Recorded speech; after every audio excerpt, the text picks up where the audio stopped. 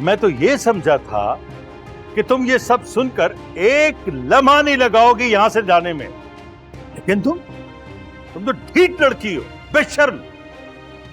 अरे खड़ी क्या देख रही हो? ऊपर जाओ बिरसा।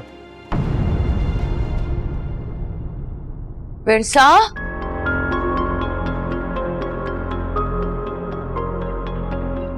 बिरसा,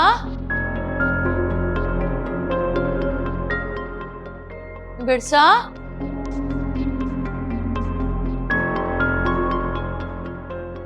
बिरसा,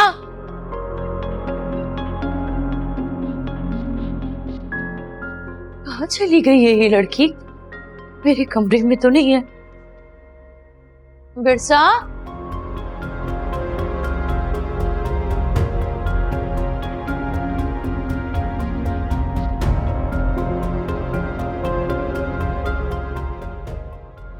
बिरसा,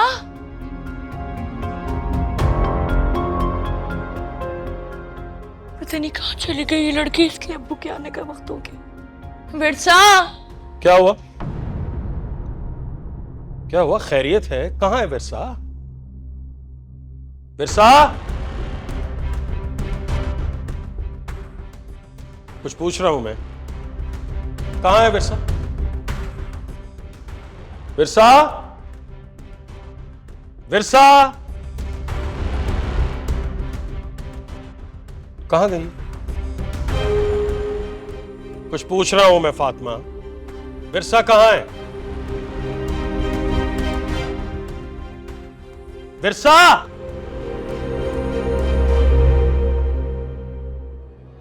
क्या?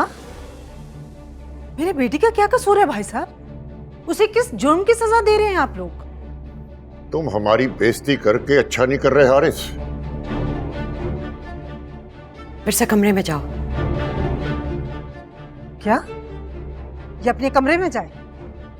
इसलिए आप एक बार फिर मेरी बेटी को और मुझे लात मार रही हैं? मुसर्रत, अभी तुम्हारी बेटी की मेरे बेटे से शादी नहीं हुई। ये लड़की इसके निकाह में है। जरा बात को समझने की कोशिश करो। क्या समझूं? और आप तो इस वक्त चुप ही रही।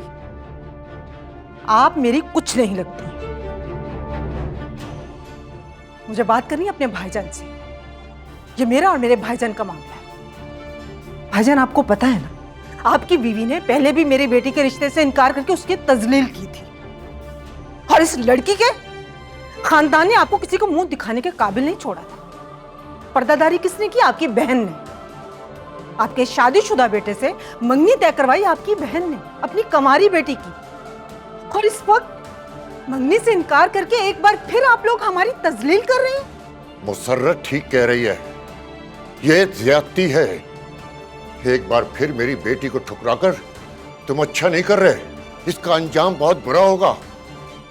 भाईजान, तरद्दुद किस बात का? हाथ पकड़िए इस लड़की का और अभी के अभी इसको घर से चलता कीजिए।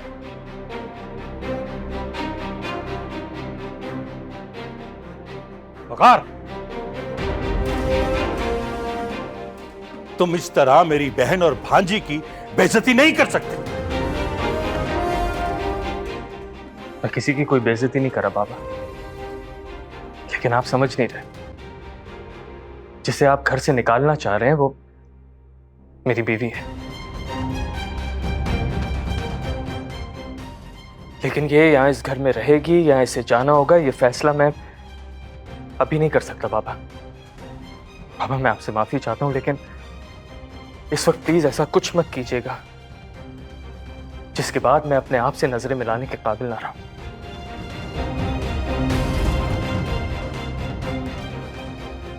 चलो।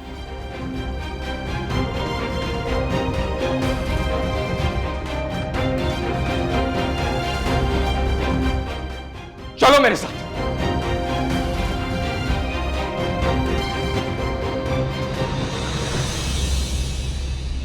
क्या तुम मेरी जिंदगी में सिर्फ मुझे और मेरे माँ बाप को बेइज्जत कराने के लिए आई हो? बोलो, जवाब दो। ऐसा कुछ भी नहीं है वकार। आप एक बार मेरी बात तो सुने। कुछ नहीं सुनना मुझे। चुप करके बैठो यहां पे। अगर मैंने कुछ भी सुना ना, मेरा दिमाग फट जाएगा।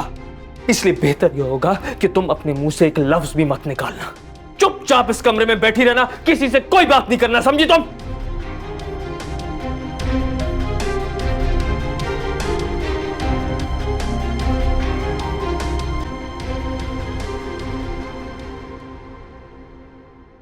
ये खत छोड़ के गई है आपकी लाडली।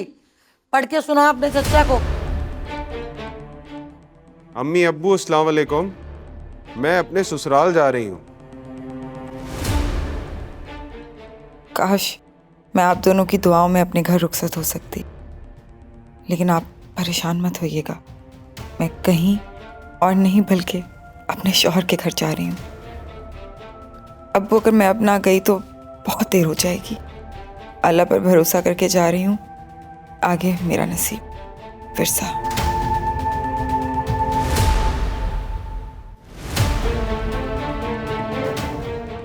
चाचू ये क्या किया उसने? आपको बगैर बताए कैसे जा सकती है? वो ऐसा कैसे कर सकती है? इतना गलत किया उसने। अरे मंसूर, कुछ संभालो मंसूर, अभी तो पता नहीं तुमने क्या क्या झेलना है मेरे भाई। अरे भाई, लड़कियां इतनी दलेर और इतनी हिम्मत वाली नहीं होती कि ऐसे आसानी से बाप की चौखट पार कर जाएं। कोई उन्हें शय देता है, बढ़ावा देता है, तभी तो वैसे काम करती हैं। बिल्कुल ठीक कह रही है अम्मा। चाचू जरूर उस कमीने ने उसको भड़काया होगा, उकसाया होगा और कहा होगा कि अपना घर छोड़कर आ जाओ। जानते हैं ऐसा क्यों किया होगा उसने? क्योंकि वो आपको नीचा दिखाना चाहता है, आपको बेइज्जत करना चाहता है, आपको हराना चाहता है। अब देखिएगा कैसा इतराता फिरेगा कि मंसूर साहब की नाक के नीचे से उनकी बेटी को निकाल लिया और उन्हें पता भी नहीं लगा, बल्कि वो अपने बाप का घर खुद छोड़ के मेरे पास आ गई। मैं बता रहा हूँ चाचू, ये बहुत गलत हुआ, ये नहीं होना चाहिए था। अरे मुझे तो कुछ और ही बात लगती है। वकार अगर चाहता तो उसे इज्जत से लेने नहीं आ सकता था? जरूर उसे फातिमा ने शय दी होगी, वरना वो अपने बाप के सर में खाक डाल के ऐसे कैसे जा सकती है? अरे बेटियां तो बाप का मान होती हैं।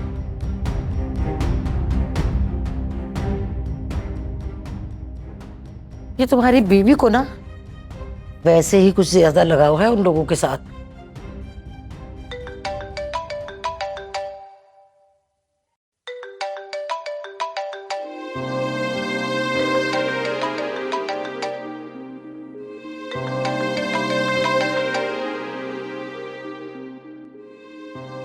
अरे उसी ने रवाना किया है उसे। अब देखो देखो कैसे बन रही है। अब माफ करे भाई, इन माँ बेटियों ने तो मेरे भाई को किसी को मुंह दिखाने के काबिल नहीं छोड़ा।